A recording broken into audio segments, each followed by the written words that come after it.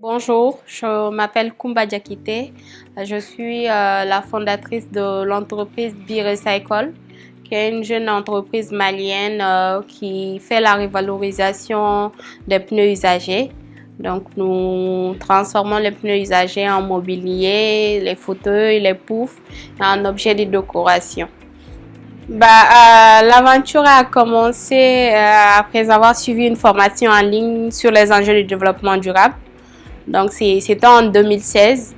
Du coup, les informations données m'ont fortement interpellée et j'ai décidé d'agir et d'intervenir dans le domaine de la gestion de déchets qui fait défaut dans mon pays. Donc j'ai dit, OK, je vais créer une entreprise qui intervient dans la gestion de déchets. La gestion de déchets étant vraiment complexe et les déchets sont tellement vastes et tout. Donc, du coup, j'ai réduit le champ et je me suis intéressée à une problématique qui est les pneus. Parce qu'aujourd'hui, les pneus sont récupérés ici et ils sont brûlés. Ils sont brûlés à l'air libre et ça pose pas mal de problèmes, que ce soit aux populations ou même par rapport au changement climatique. Ça dégage des gaz à effet de serre et c'est vraiment mauvais pour la santé de ceux qui le font et des populations qui sont dans les environs. Donc j'ai décidé en 2018 de me lancer après réflexion et donc de me lancer dans la revalorisation des pneus. Pour la santé des populations, on a les problèmes de respiration, les problèmes pulmonaires.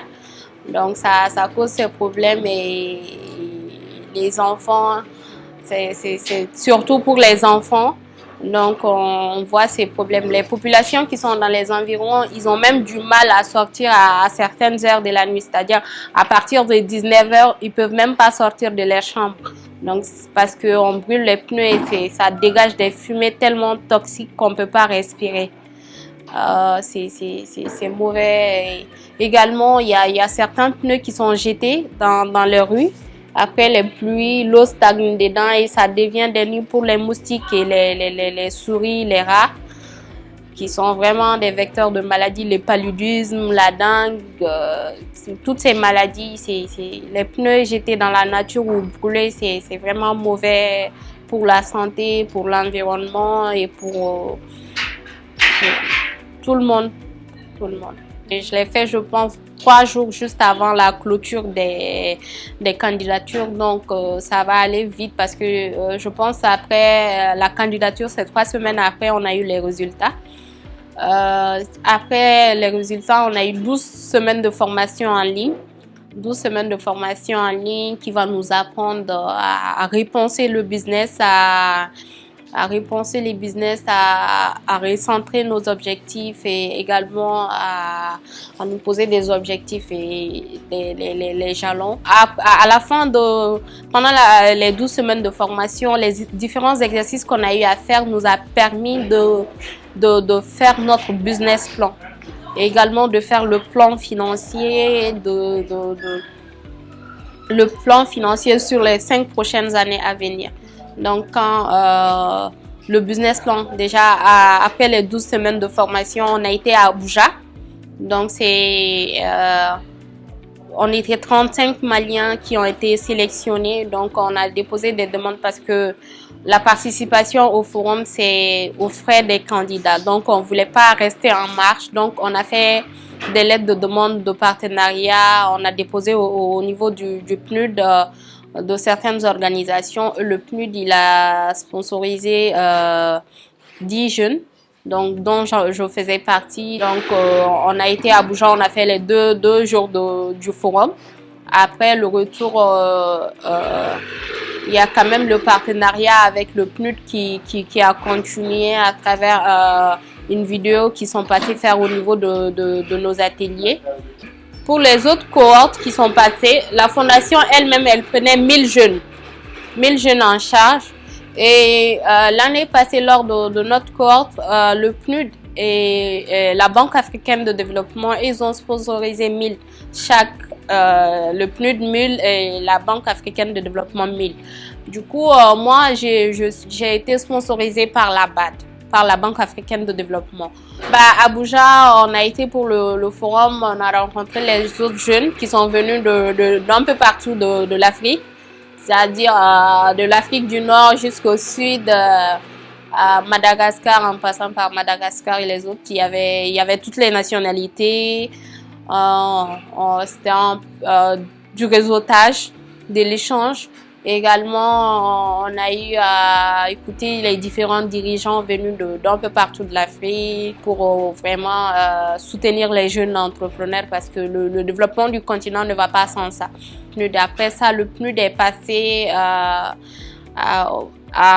au site de production de chacun de nous, de tous ceux qui ont été à Abuja.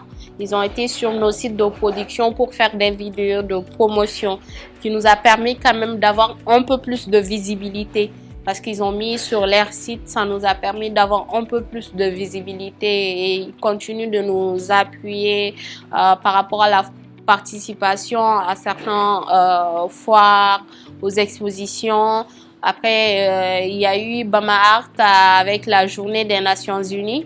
Ils nous ont pris des stands, pour participer à ça pendant 3 jours, qui n'est pas quand même un événement à négliger ici à Bamako. C'est chaque premier week-end du mois, donc c'est sur 3 jours et il y a plein de monde. Il y a plus de 300 000 personnes qui visitent Bama Art. Donc c'était pour avoir plus de visibilité, nous faire connaître et tout. Je dirais que oui, sans le coup de pouce de la fondation et du PNUD, je serais encore un peu dans l'ombre aujourd'hui parce que oui, on a un potentiel, mais vraiment on a besoin de sortir du cadre, déjà de nous inspirer des autres, de savoir ce qui se passe ailleurs. Déjà participer au forum à Abuja nous a permis quand même de rentrer en contact avec d'autres jeunes qui sont dans d'autres pays, qui font les mêmes choses, d'échanger avec eux, de savoir comment ça se passe chez eux, comment ils arrivent à s'en sortir. Le Mali aujourd'hui, il fait face à une crise qui n'est pas à négliger et qui nous le ressentons dans nos business et même dans certains partenariats. Mais à travers le PNUD et la fondation, on arrive à avoir des fonds, à être visible. Déjà à être visible, que ce soit ici au Mali ou à l'extérieur avec les différentes plateformes.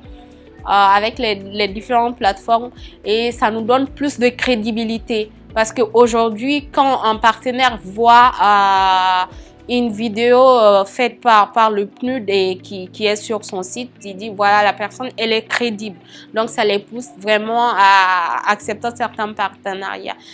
Il y a un potentiel énorme, mais ce qui manque vraiment, c'est l'appui de la population et de l'État. C'est-à-dire, ils ont du mal à faire confiance aux jeunes. La population elle-même ne fait pas confiance aux jeunes déjà. Quand on commence déjà, on a du mal à croire. Même mes produits, il y a beaucoup. Quand j'ai participé à la FIBAC, à la foire de Bamako à travers ONU Femmes, il y a beaucoup de Maliens qui venaient me dire « Ah, on ne pensait pas que c'était un Malien, surtout une jeune femme. » Donc, du coup, il y a ça et les gens sont freinés souvent quand ils voient que c'est voilà, tu es très jeune et c'est toi qui es derrière le projet. Ils ont du mal à te faire confiance. Et il y a également le manque d'appui à l'entrepreneuriat des jeunes de la part de l'État. Parce qu'aujourd'hui, tu as beau avoir des ambitions, tu as beau vouloir aller de l'avant, et souvent il te faut un appui, que ce soit de l'État. Les gens ont besoin de savoir que voilà, derrière tu as un appui, tu as une crédibilité. Mais avec le PNUD et les organisations des Nations Unies comme ONU Femmes également, ça nous aide vraiment, ça nous aide à aller de l'avant. Et même à travers les conseils et les formations, parce que ce n'est pas uniquement de l'appui financier. Après, il y a le conseil, il y a les conseils et il y a les formations également. Moi, le côté sensibilisation de mon projet, c'est-à-dire c'est toute la population. Parce qu'aujourd'hui, quand les pneus sont brûlés, les fers qui sont dedans sont récupérés. Et les gens font des supports qu'on met dans les fourneaux pour soi-disant conserver la chaleur et ne pas utiliser beaucoup de charbon. Et ce que les gens ne savent pas, c'est que l'utilisation de ces fers-là, ça les empoisonne. Ça empoisonne déjà ceux qui sont en train de cuisiner. Et la personne qui est en train de cuisiner, en train de s'empoisonner, ils sont en train de détruire l'écosystème environnemental. Donc, ce sera de faire une sensibilisation, de toucher toutes ces personnes, là à travers une sensibilisation masse, que ce soit au niveau de radio ou même des vidéos qui seront diffusées par les télés de la place. C'est-à-dire que tout le monde soit informé des dangers de la chose. Que tout le monde soit informé des dangers de la chose. Ça, c'est vraiment l'impact environnemental, l'impact social de mon projet. C'est ce qui me tient vraiment à cœur plutôt que l'impact, c'est-à-dire le côté financier. Parce que c'est vraiment l'idée derrière le projet, la vision du projet, c'était vraiment ça, c'est-à-dire sensibiliser la population par rapport aux enjeux du développement durable, par rapport aux dangers que certains comportements ont sur l'environnement. Et j'ai contacté la Direction nationale de l'environnement et après j'ai été approchée par eux. Donc on va faire une formation en mars qui va concerner ceux qui sont aujourd'hui les gens qui font l'incinération de ces pneus-là. On va les sensibiliser. On va les donner les informations et après avec le ministère de l'assainissement, ils vont mettre en place quand même, je ne sais pas comment ils vont faire exactement, mais quand même ils vont mettre en place un projet qui va aider quand même ces gens-là à avoir une autre source de revenus que d'incinérer ces pneus-là. Parce que c'est important. Les gens le font aujourd'hui, ils le font surtout pour le côté financier, pour avoir le gain. Donc, il faut les donner une autre alternative après que l'incinération de ces pneus-là.